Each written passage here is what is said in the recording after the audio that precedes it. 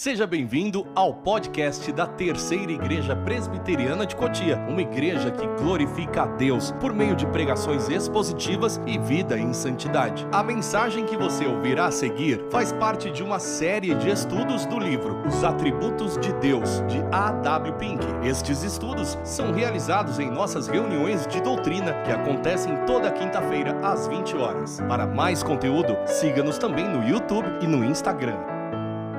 Queridos, vamos abrir nossas Bíblias no livro do profeta Isaías, capítulo de número 6. Assim diz a palavra do Senhor. Livro do profeta Isaías, capítulo 6, versículo 1. Assim diz a palavra do Senhor. No ano da morte do rei Uzias, eu vi o Senhor assentado sobre um alto e sublime trono, e as abas de suas vestes encheu um templo.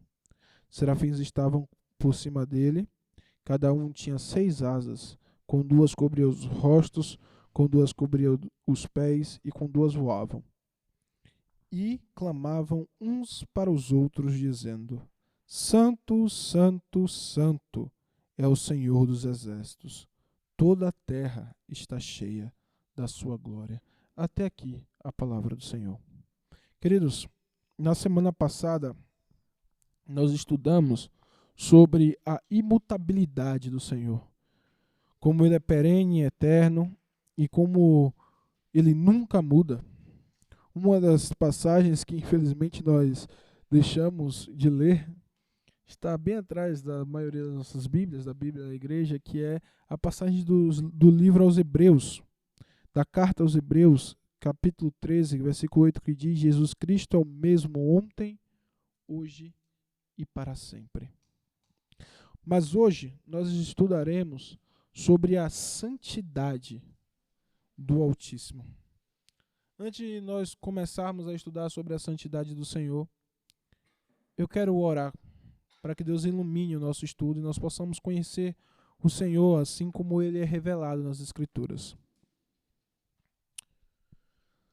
Santo Deus, te adoramos agora há pouco, já oramos ao Senhor, já lemos a Tua palavra e pedimos ao Pai que nos dê uma porção a mais do Seu Espírito hoje para que nós possamos compreender a Tua palavra, para que nós possamos entender aquilo que ela está dizendo, para que nós possamos conhecer ao Senhor como o Senhor se revelou a nós.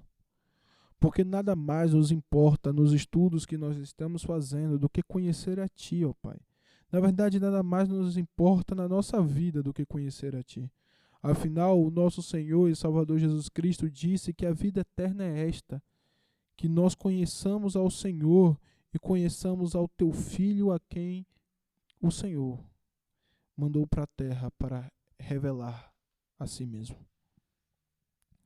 Santo Deus,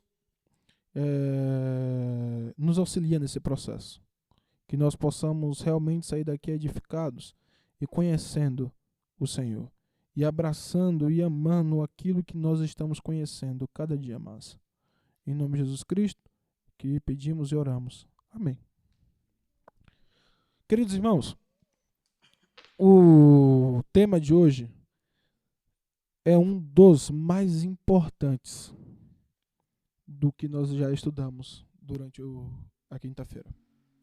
Não só porque há muito ele tem sido afrontado por várias pessoas, por teologias das mais diversas, e porque nós mesmos o afrontamos todos os dias, mas também porque, muito possivelmente, essa é a palavra mais utilizada para designar o Senhor em todas as Escrituras. A palavra diz que o Senhor é amor, disse algumas vezes. A palavra diz que o Senhor é justiça, disse algumas vezes. Muitas vezes, ambas as coisas. Diz que o Senhor é criador, muitas vezes. Diz que o Senhor é poderoso, onipotente, muitas e muitas vezes. Mas nada foi utilizado para designar o Senhor tanto quanto essa virtude, quanto esse atributo, santidade. O Senhor é descrito como o Santo de Israel. O Senhor, em sua sala do trono, é adorado, como nós lemos, pelos próprios querubins, pelos próprios serafins. Vejam que os serafins são seres angelicais, portanto, sem pecados. São seres puros, da mais alta pureza possível. São seres que assistem ao próprio Deus na sua sala do trono. E esses seres, os mais puros de toda a criação, os mais puros que a criação poderia prover, esses seres estão falando: Santo, Santo, Santo é o Senhor dos Exércitos. O quão santo o Senhor tem que ser para que os seres mais santos da criação falem isso dele? É certamente a descrição mais recorrente do Senhor. Nas Escrituras, muitas pessoas olham para essa descrição de santo, santo, santo. Veja que tem 3 vezes, eles falam 3 vezes santo. E muitas pessoas olham como um indício, um apontamento já no Antigo Testamento da Trindade. Então eles estão olhando para Deus, falando santo, santo, santo, porque está falando do Deus Pai, do Deus Filho, do Deus Espírito Santo. Isso é uma possibilidade, porém a leitura mais normal, se nós olharmos da perspectiva da língua primitiva, da língua que escreveu o Antigo Testamento, o hebraico, nós vamos entender que no hebraico não existia palavras superlativas. Eu repito isso algumas vezes, mas superlativas é aquilo que a gente usa para intensificar um adjetivo. Então, se eu acho uma pessoa bonita, ela é bonitona. Se eu acho ela grande, ela é grandona. E assim sucessivamente. Isso são superlativos. Isso não existia no hebraico. Então, quando o escritor queria trazer essa condição, ele repetia palavras ou repetia ideias. Nós encontramos no livro de Jó. Santíssimo não existe no hebraico ou não era usado nessa... A palavra não existe no hebraico. Santíssimo não existe. Ela não tá, é uma palavra que não existe, porque o hebraico não tem essa função superlativa. Então você vai encontrar no Antigo Testamento coisas, por exemplo, no livro de Jó, o Senhor vai falar sobre a justiça de Jó. E ele fala assim, ó, Jó era um homem justo e reto. Ele não fala, Jó era um homem justíssimo. Não, ele é um homem justo e reto. Isso porque a repetição de ideias ou a repetição de palavras era o que trazia o peso para essa palavra. E a ideia de 2 palavras paralelas ou 2 palavras iguais sendo usadas trazia muito forte esse peso. Só que aqui a gente não tem 2 palavras.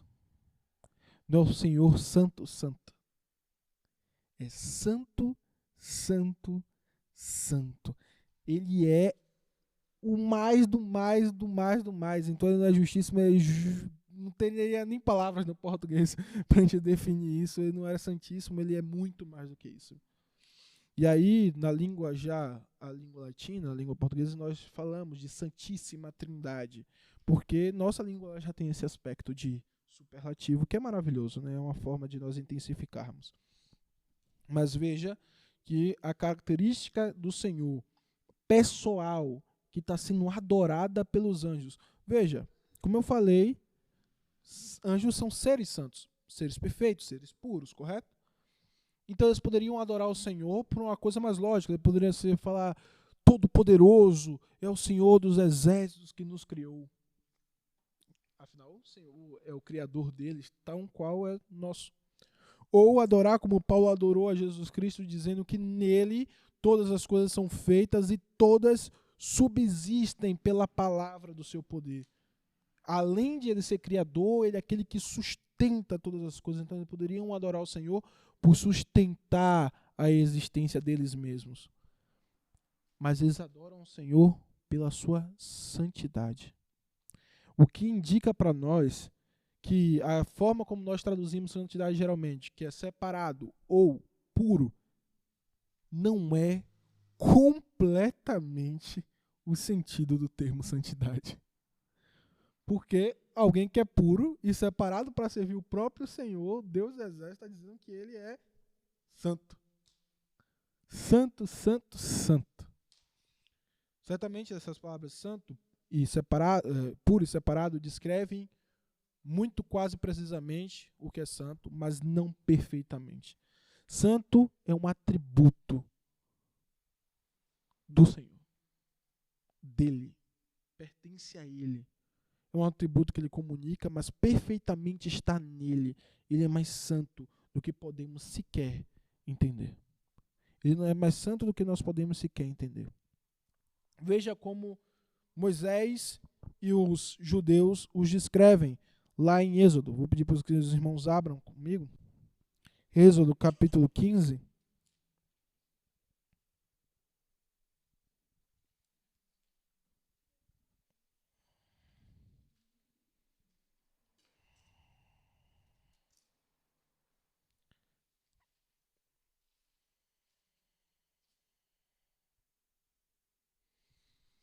Capítulo 15, versículo 11. Ele diz assim: Ó Senhor, quem é como tu entre os deuses? Quem é como tu, glorificado em santidade? Glorificado é exaltado, elevado. Quem é como o Senhor? Glorificado, elevado em santidade. Veja que a comparação que os judeus estão fazendo entre o Senhor e os deuses. Na língua hebraica, isso aqui poderia ser entre o Senhor e os anjos, porque era a forma como se falava dos deuses, dos anjos Elohims. Mas muito possivelmente ele está comparando entre o Senhor e os deuses criados pelos egípcios e os outros deuses. E isso aqui revela uma coisa muito interessante. Nós podemos conceber uma ideia de santidade. Nós, humanos caídos, temos uma ideia de santidade, mas ela não consegue abarcar o que o Senhor é. Nós podemos criar na mente do homem, seus deuses são maior, o ápice do que pode ser santo. E nós podemos criar esses deuses, o ápice do que pode ser santo, mas eles ainda não conseguem ser tão santos quanto o Senhor, que existe de verdade e que é revelado nas Escrituras. Ele não consegue ser tão santo quanto o Senhor. Quer ver? Vou perguntar e talvez alguns possam me responder. O que vocês chamam ou o que vocês acham que é santidade? Como uma pessoa santa se parece? Age. Quem quer responder? Como uma pessoa santa age. Eu não quero resposta clichê. Age como Jesus Cristo. Isso é clichê. Nós sabemos que Jesus Cristo é santo e quem age como Jesus é santo. Mas como uma pessoa santa age?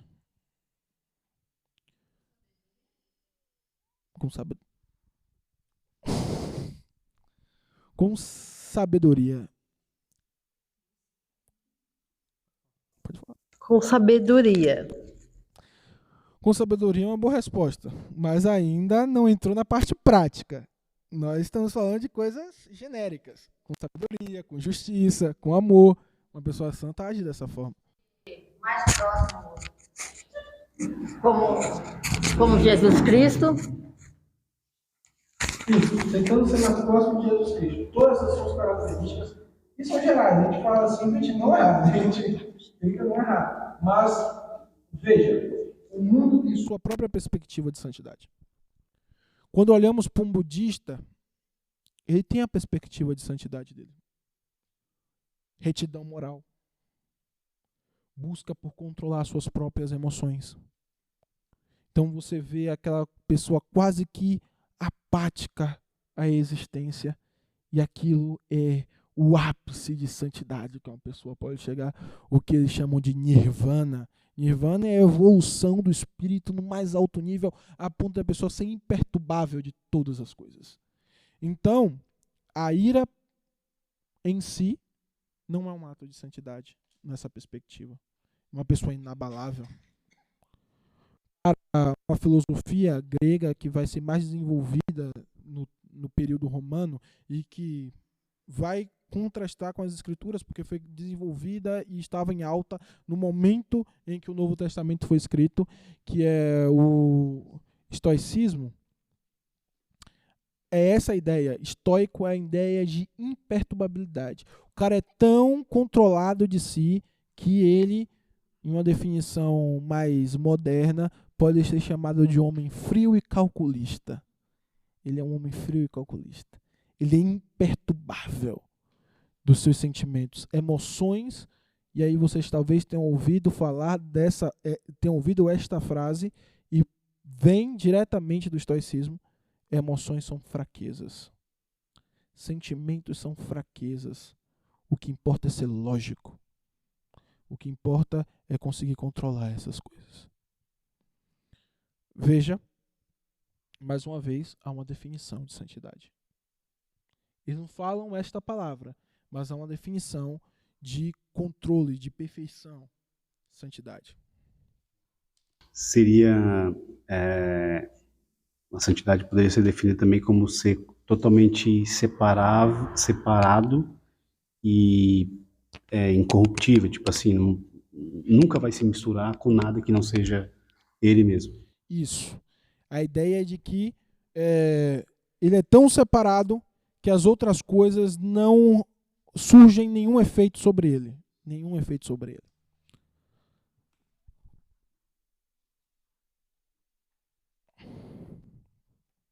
Como o irmão Pedro falou, ele pega uma base bem do versículo lá de Abacuque. Eu não sei se o irmão vai ler, mas pega lá de Abacuque 1, versículo 12 até o 13, e diz: Não és tu desde a eternidade, ó Senhor meu, Deus meu, ó meu santo?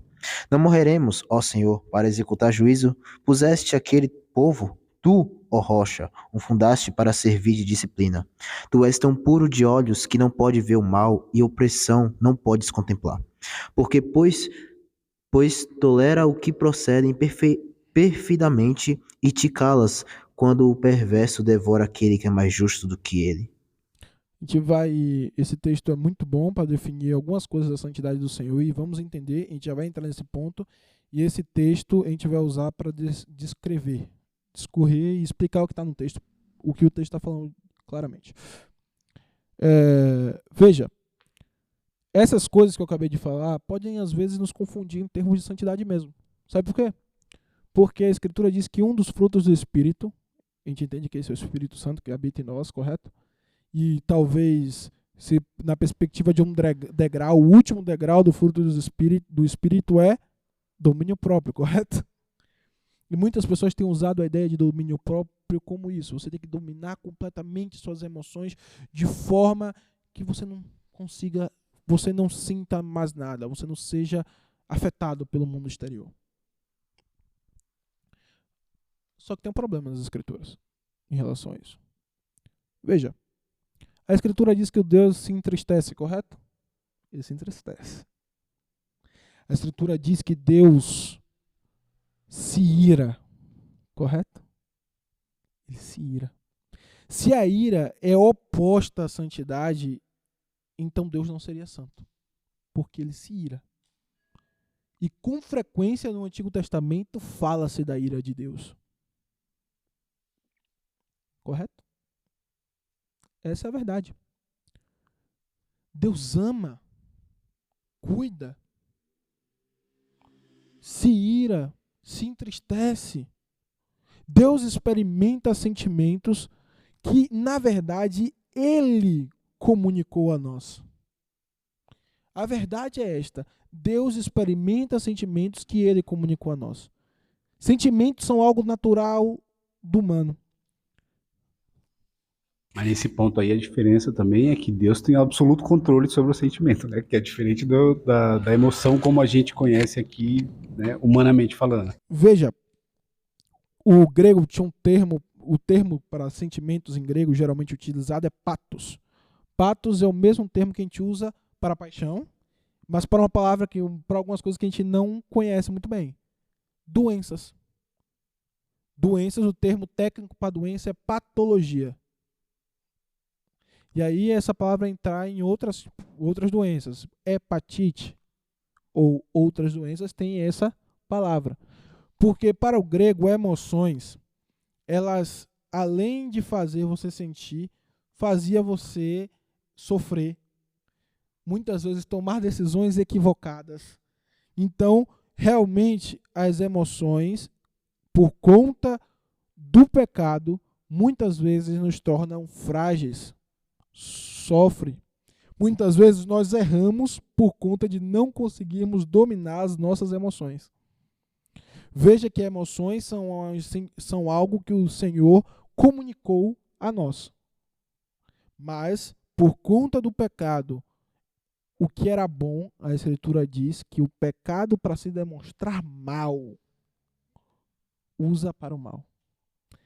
Veja, o Senhor tem suas decisões imperturbáveis, de fato, mas ele não pode ser descrito como aquele homem é descrito, o estoico, como frio e calculista, porque ele não é. Ele sente o que ele faz. Ele sente o que a decisão que ele toma. E se não fosse o seu sentimento, ele não tomaria, porque ele faz as coisas por amor a si mesmo, à Trindade. Amor ali, correto? Ele faz as coisas por amor ao seu povo. A Escritura diz que ele ouviu o clamor do seu povo. Lá em Êxodo, ouviu o clamor do seu povo e lembrou-se de sua aliança. Ele ouviu o clamor. Essa é a descrição. É como um pai que ouve o choro de seu filho. E quando você ouve o choro de seu filho, você não fica imperturbável. Você não fica neutro. Você não fica frio. Você toma as decisões. Você acode, você sente. Aí está o ponto. Santidade não pode ser definida como apatia. Ela não pode ser definida como apatia porque o Senhor não é apático.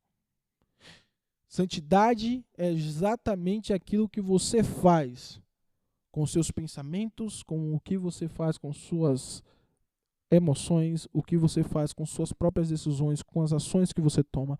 Santidade é um procedimento e é a essência.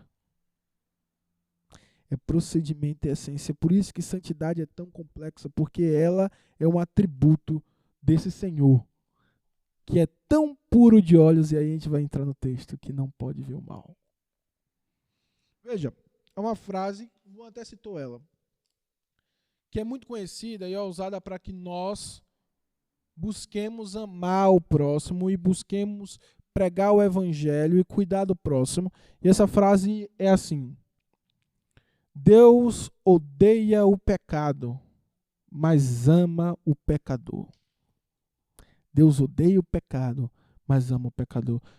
Veja, a motivação da frase, e eu digo isso, 90% das pessoas que falam, tem uma motivação boa. No coração delas ela tem uma motivação boa. A motivação é esta: eu quero te convencer de que você deve odiar o pecado no outro, mas você não deve odiar o seu próximo.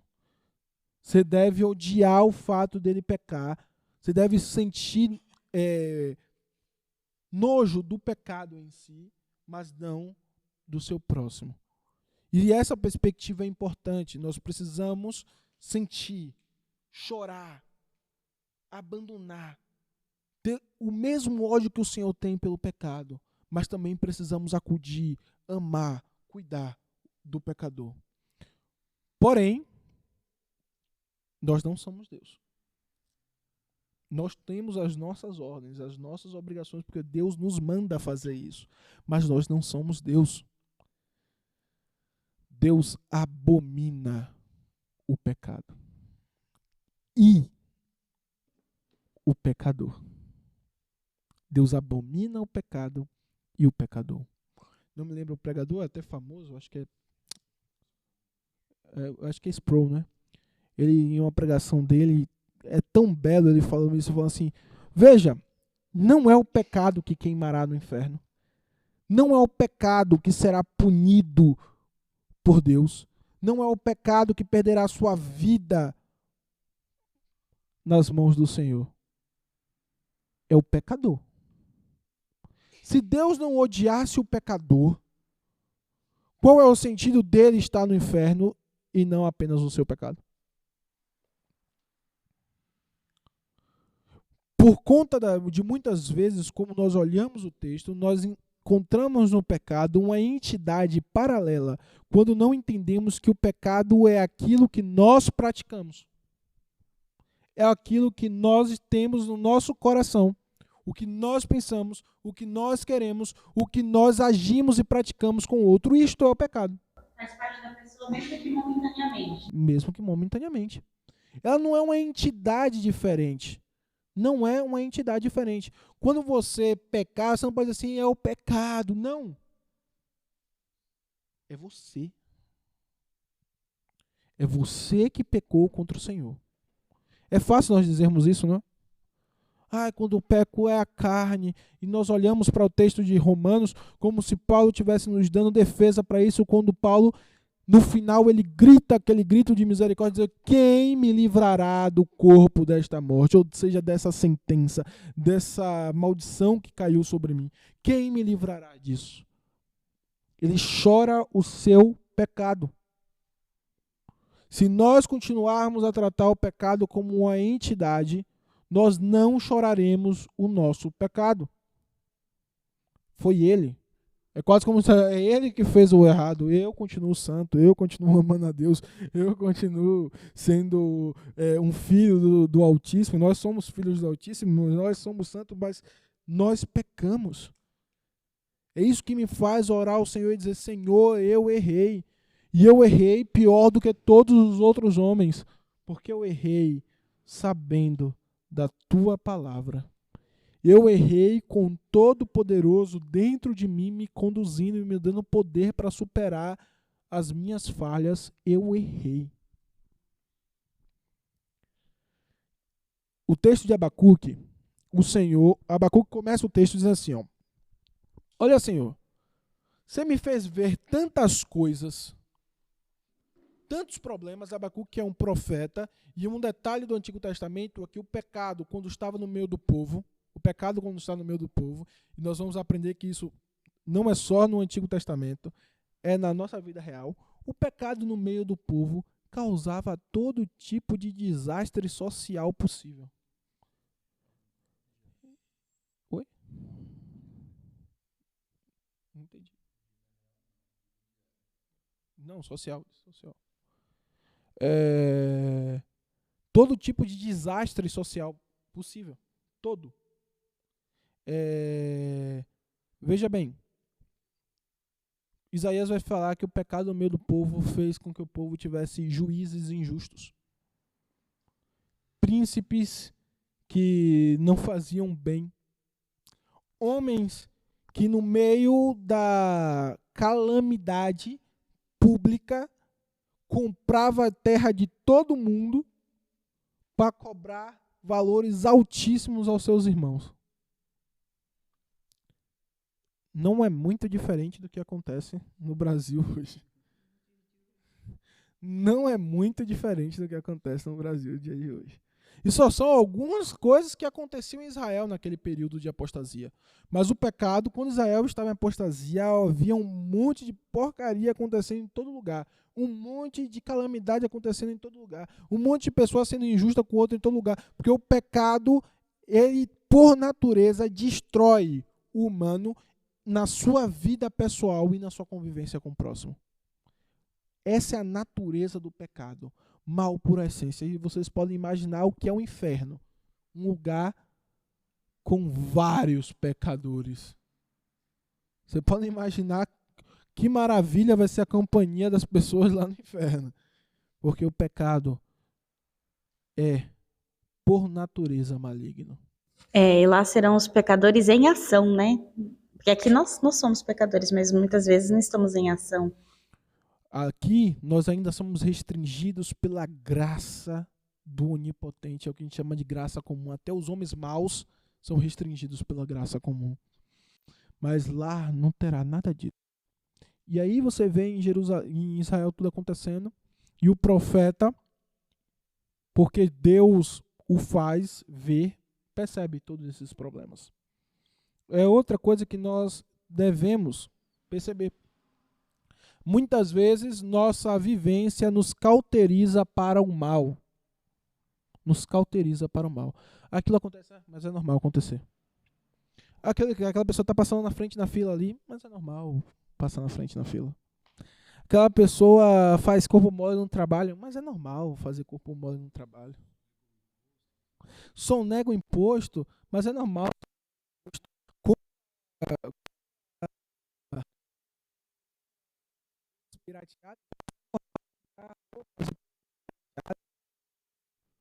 Baixa, na nossa vivência lá no seminário, que a gente tenta falar, baixa PDF pirata, mas é normal baixar PDF pirata.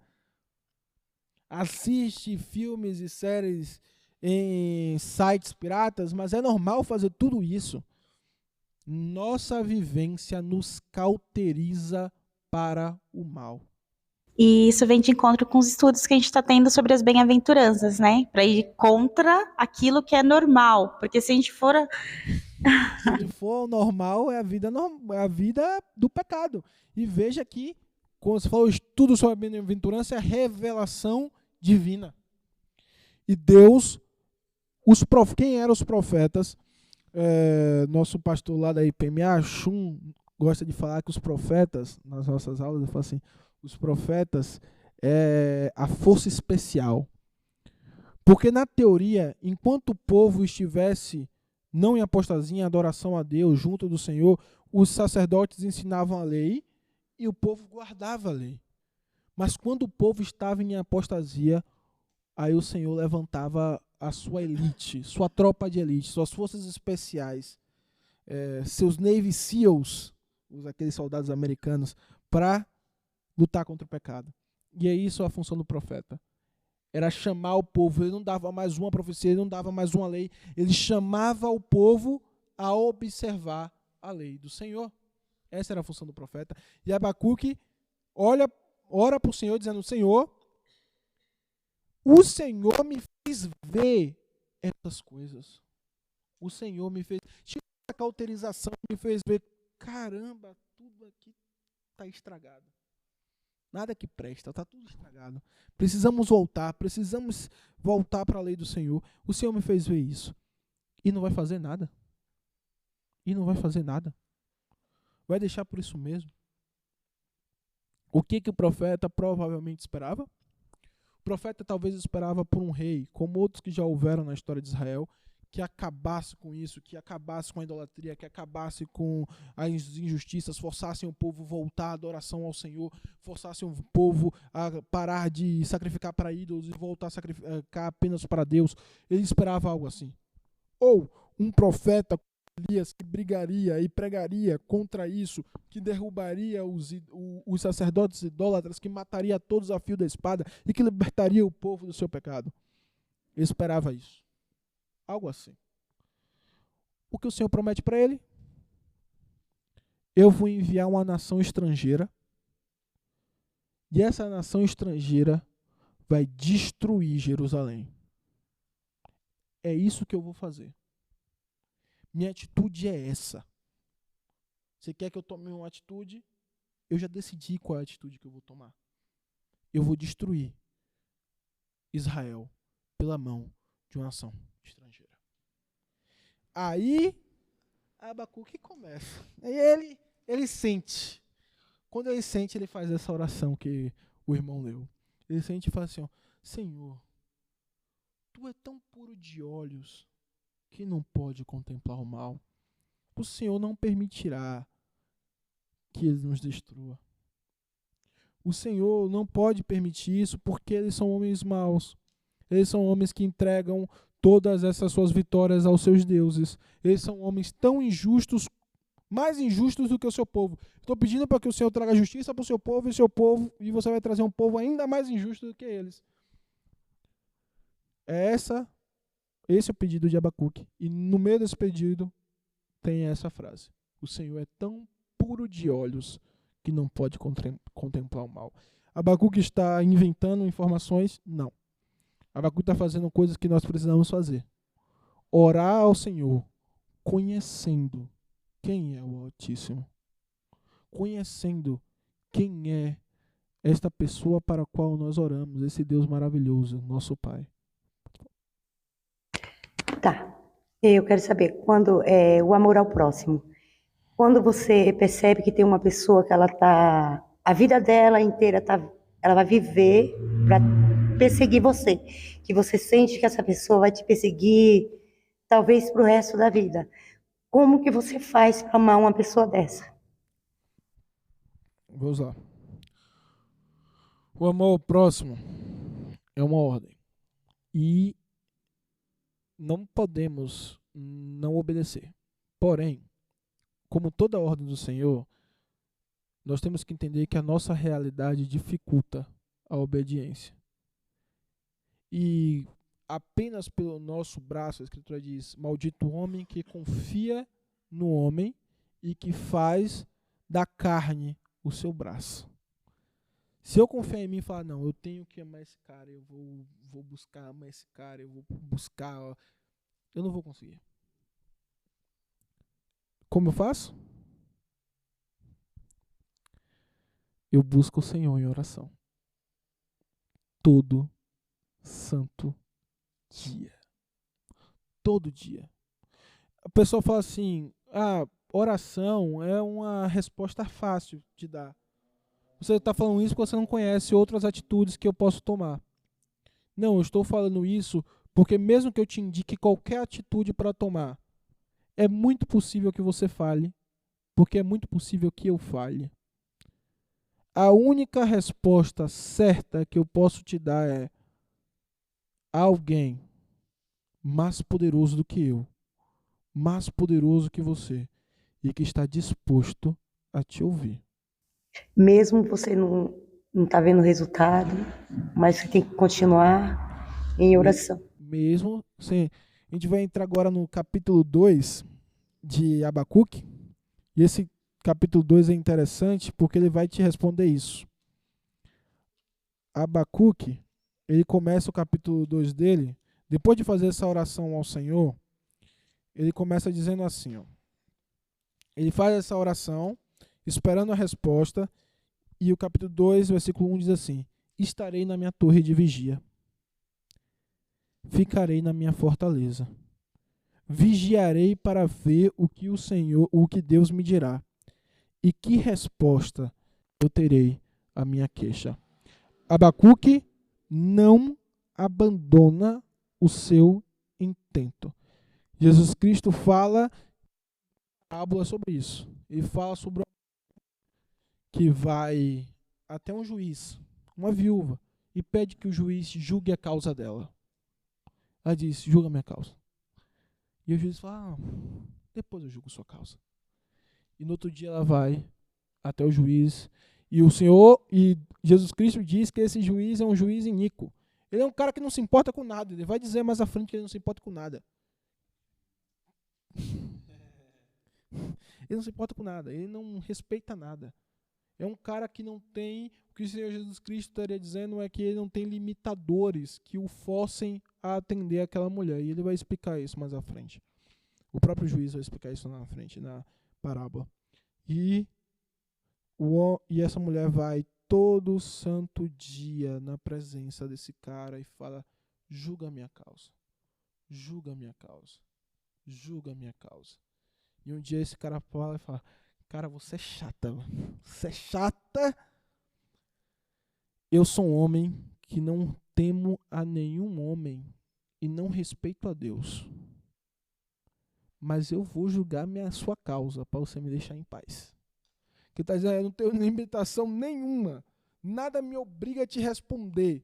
Mas eu vou julgar a sua causa para você me deixar em paz. É estranho porque esse homem é iníquo.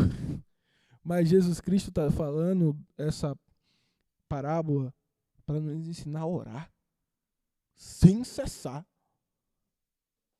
Ele diz assim, ora, ora, ora, ora, ora. Porque o Senhor quer ver. Não é porque o Senhor não sabe, não é porque o Senhor não vai te dar se você não orar, é porque o Senhor quer que você demonstre, que você entenda em seu coração que não é por carros, nem espadas, nem homens, nem força, nem inteligência, nem conhecimento, nem a sua própria santidade, nem a sua própria justiça, nem o seu amor a Deus. Não é por nada disso. É porque Ele vai operar essa obra na sua vida. É porque Ele vai fazer.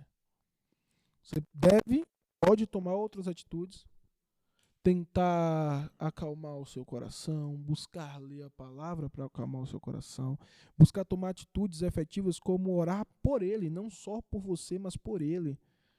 Mas você deve buscar a Deus em oração.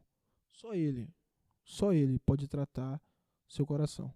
Só Ele. Não há outro caminho. Não há outro caminho.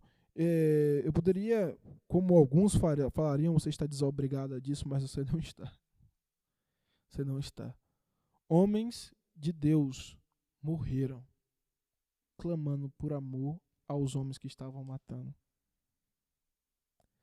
O primeiro mártir do cristianismo, um diácono, ele está sendo morto, o nome dele é Estevão. Ele está sendo julgado, então começam a apedrejar ele. E, aliás, é dito que Paulo estava no momento, porque as vestes de Estevão foram jogadas aos pés de Paulo. E lá eles apedrejam Estevão. E enquanto Estevão está morrendo, quase que repetindo o que Jesus Cristo faz, ele olha para o céu e fala: Pai, não imputa contra eles esse pecado. Homens que estavam matando ele. Então eu não posso falar para os irmãos: vocês estão desobrigados de amar quem te odeia, quem te persegue, quem te detesta. Eu não posso fazer isso, você é obrigado a amá-lo. Mas só Deus pode te dar condição de fazer isso. Só Deus pode te dar a condição de fazer isso. O versículo que você falou aí é: maldito é o homem que confia no homem. Normalmente, né, a gente vê esse versículo sendo usado num contexto, não dizer errado, mas às vezes a pessoa não entendeu. Ela vai dizer assim: maldito é o homem que confia no homem, para dizer que eu não posso confiar em outra pessoa. Só que na verdade, né, o que a Bíblia está dizendo ali é: maldito é o homem que confia no próprio homem, que é em si mesmo. Ou seja, quando você deixa de lado o que você falou, de orar por a pessoa, por exemplo. Se você não ora, de cara você já pode entender que você está confiando em você para resolver aquela situação. Você está confiando em alguma coisa que você pode fazer que não seja entregar na mão de Deus para resolver a situação. Certo?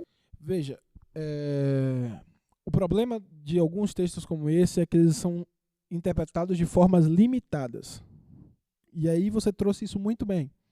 Por um exemplo, na Escritura, Deus realmente fala contra algumas pessoas que confiam nos outros homens. Ele fala contra Israel, contra Jerusalém, quando ele confiou o reino de Judá em outras nações. Quer ver? Jeremias tem um texto que até virou uma música, vou ser polêmico de novo. E a música é assim: há um bálsamo em Gileade, eu só me lembro dessa, uma bênção em Gileade, mas a parte do bálsamo em Gileade. Gileade era uma outra cidade, de uma outra nação, e de fato ela tinha um bálsamo era um remédio. E Jeremias, quando ele fala sobre o bálsamo de Gileade, ele faz uma piada irônica. Ele fala assim para Israel: você está procurando cura do Senhor? Você que está apóstata ao Senhor? Não há por um acaso um bálsamo em Gileade? Por que você não procura lá nos seus amiguinhos?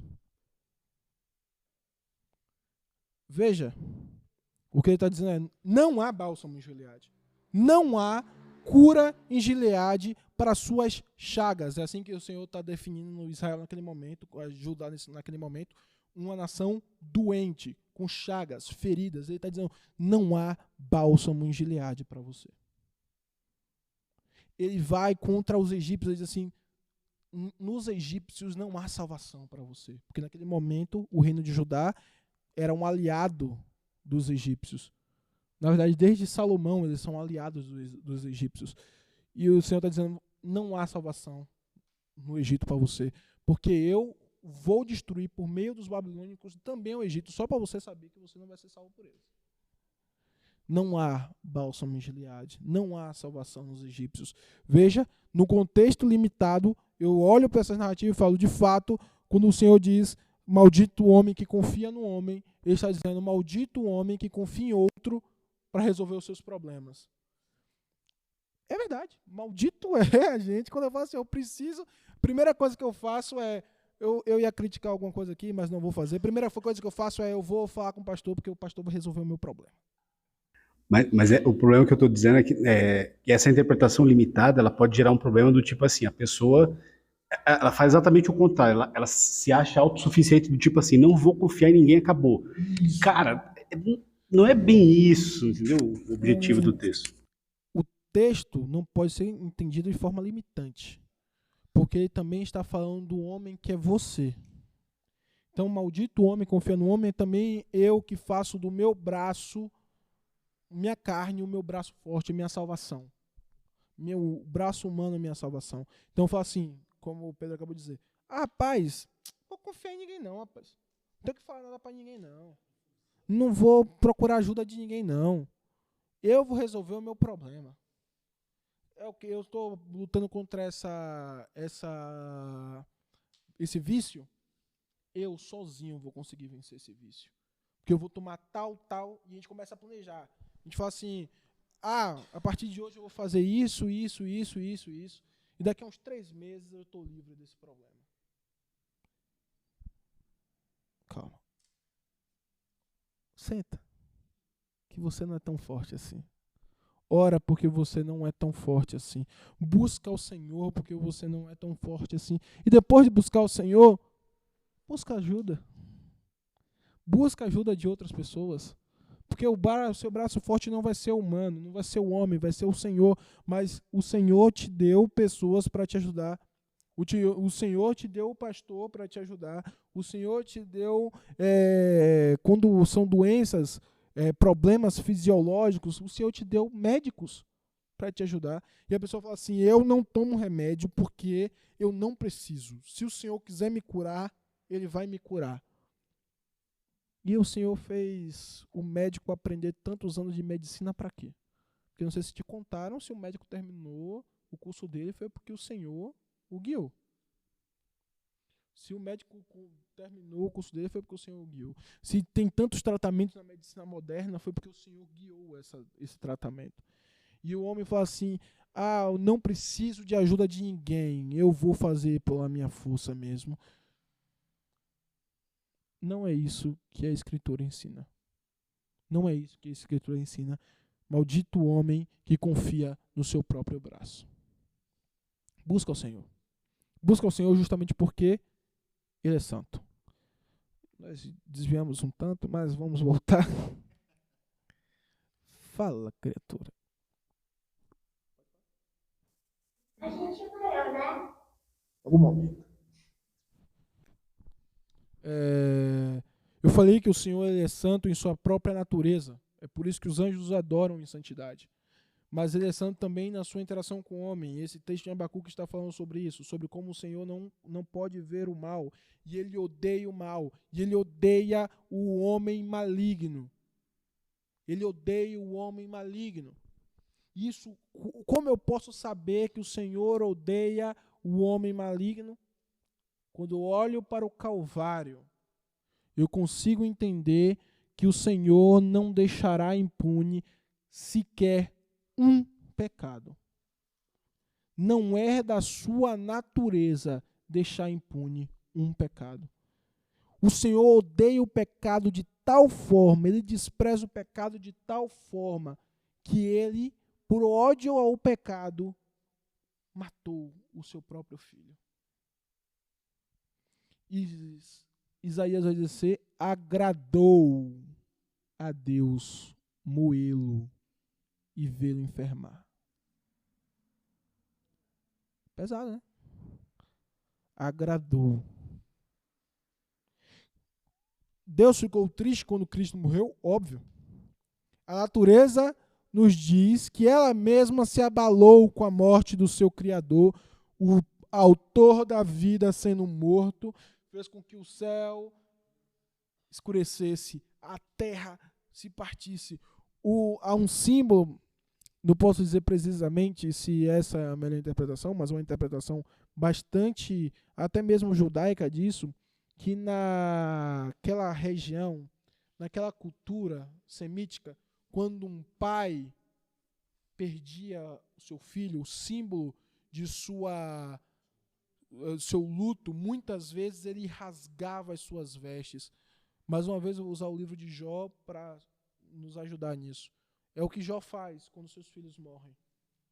Seus filhos morrem e Jó rasga as suas vestes em símbolo de luto. Quando Cristo inspira, quando Cristo morre, a primeira coisa que acontece é o véu do Santo dos Santos se romper de cima a baixo. Se romper de cima a baixo. Esse é o nível do sofrimento que o Senhor tinha pela morte de seu filho.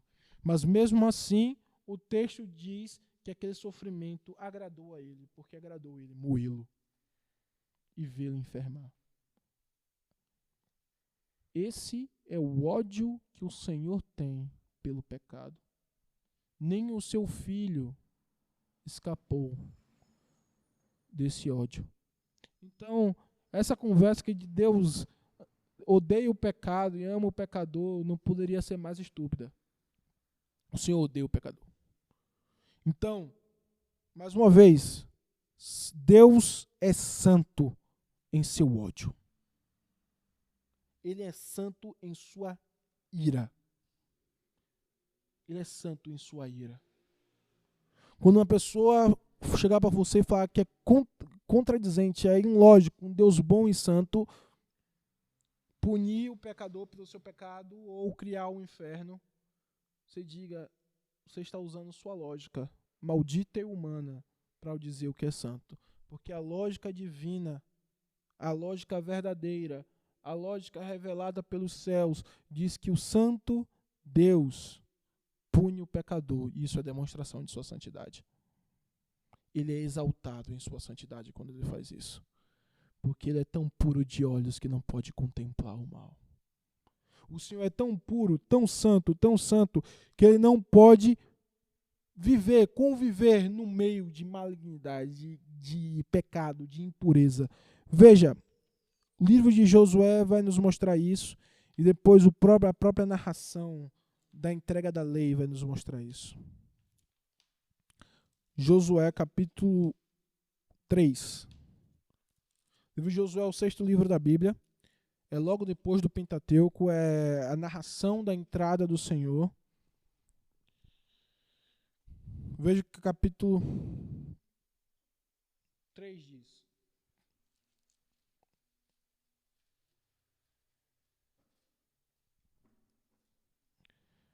Versículo 1 diz assim, Josué capítulo 3, versículo 1 diz assim a palavra do Senhor.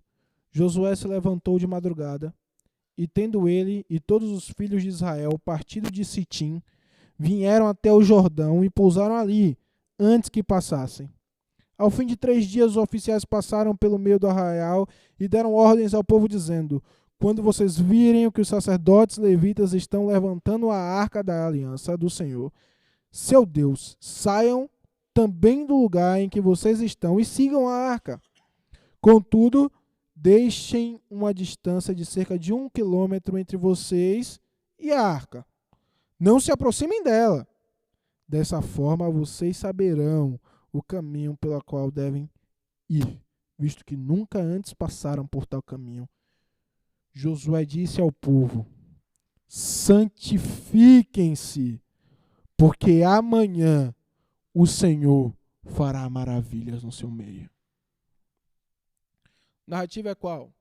O povo está nas portas da terra prometida. Quase lá, eles estão quase entrando na terra prometida. E quando eles entrarem na terra prometida, não vai ser um momento de paz. Eles vão ter que matar todo mundo, todos os pecadores, limpar a terra prometida. Essa era a ordem do Senhor. Limpar a terra prometida, destruir a adoração aos ídolos, destruir os pecadores que adoravam os ídolos. Porque o Senhor ama os pecadores, né? Destruir os pecadores que adoravam os ídolos. Não deixar vivo ninguém e destruir toda a adoração aos ídolos. Essa era a ordem que o Senhor havia dado a eles. E eles estão na porta da terra prometida. O que separa eles da terra prometida é o Rio Jordão. E o Rio Jordão não é um rio muito grande, é um riozinho. Mas naquele dia em específico, naquele período em específico, está dizendo que o Jordão estava tendo enchentes, estava muito cheio. E isso tem um propósito. O Senhor diz para Josué que ele queria engrandecer Josué frente ao povo, da mesma forma que Moisés era grande. Está falando de uma segunda geração, porque a primeira morreu no deserto. E essa segunda geração, até então, só conhecia um líder a vida toda. Moisés. O líder que os pais dele diziam assim, ó, esse líder fez 10 pragas e venceu o Egito. Esse líder abriu o mar vermelho para a gente passar. Esse líder tem tal relação com o Senhor que o Senhor guiou nós até aqui por conta dele. E nos proibiu de entrar na terra prometida porque nos rebelamos contra o Senhor e contra ele. Então esse líder era amado, respeitado, e agora esse líder estava morto. Israel tinha um objetivo, uma obrigação, que era entrar na terra prometida e vencer e destruir várias nações que tinham cidades, tinham muros, tinham exércitos, tudo que Israel não tinha. Como está a mente do povo de Israel agora? Desesperada. Moisés morreu. O que a gente vai fazer agora? Como a gente vai para a terra prometida agora? E o Senhor diz, eu vou levantar um líder igual a Moisés, um profeta igual a Moisés. É isso que Moisés fala. E esse profeta igual a Moisés é uma profecia de duplo cumprimento. Primeiro ela se completa em Josué, e depois no segundo Josué, Jesus Cristo. Josué está lá, e o Senhor, eu vou engrandecer você, como eu engrandecia Moisés. E nós estamos aqui antes do Senhor fazer isso. O Senhor abriria o Jordão, como ele abriu o Mar Vermelho, para que o povo passasse a pés enxutos, para que o povo acreditasse em Josué como líder, e para que os inimigos temessem o nome do Senhor. Era isso que ia acontecer.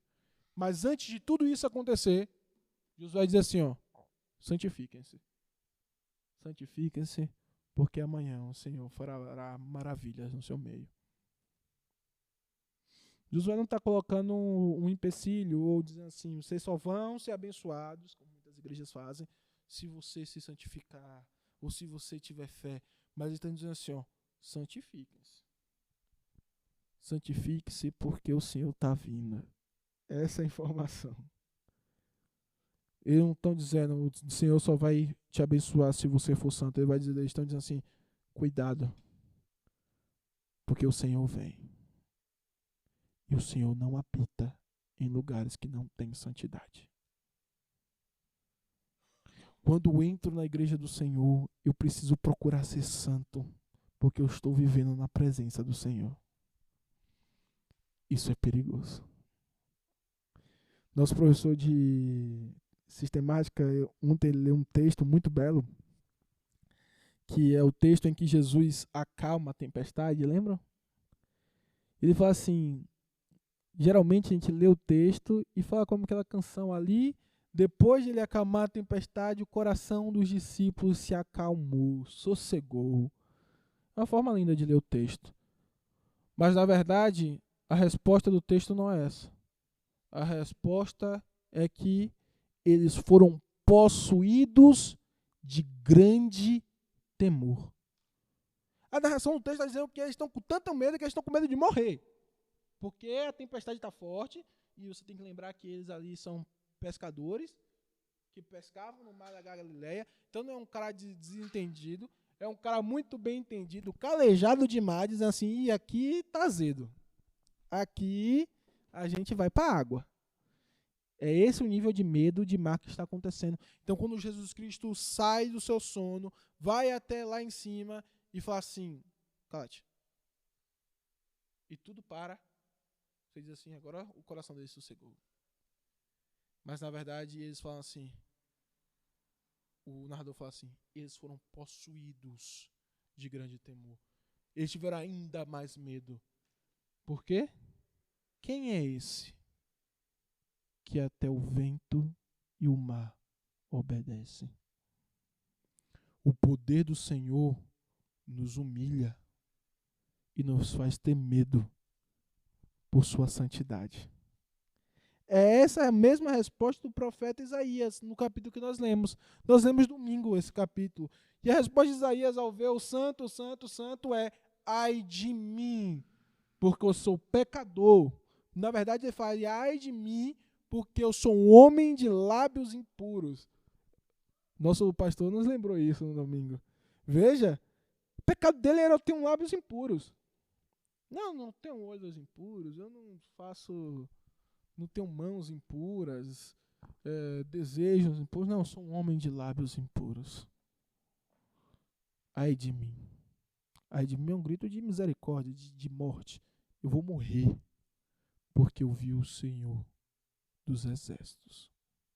A santidade do Senhor nos mostra o nosso destino de pecadores, se não tivéssemos a Cristo. Esse é o Senhor, tão puro de olhos que não pode contemplar o mal.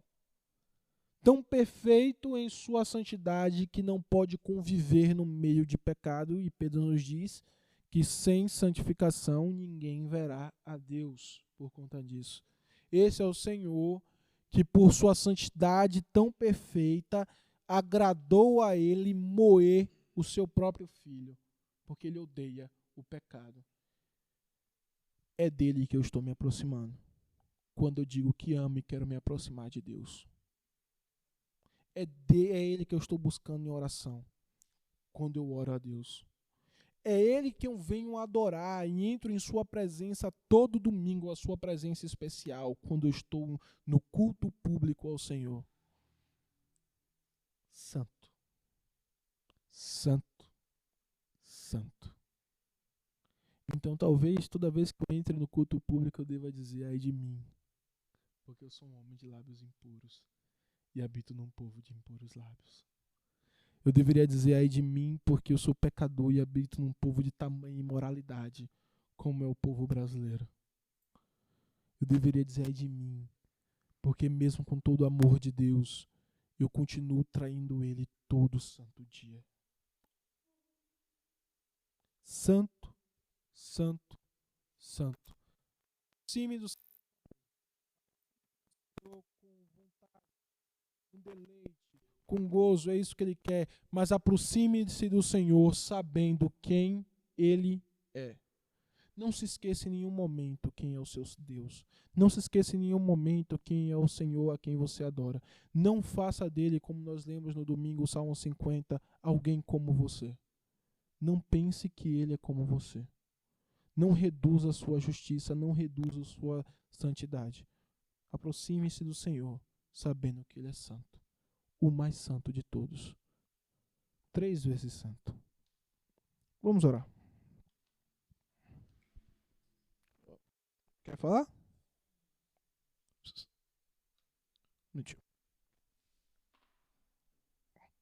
Antes de orar, eu queria ler o versículo que diz claramente como a santidade de Deus é. Jó 34:10. Pelo que vós, homens sensatos, escutai-me. Longe de Deus o praticar ele a perversidade, e de Todo-Poderoso o cometer injustiça. Longe de Deus praticar a perversidade e cometer injustiça.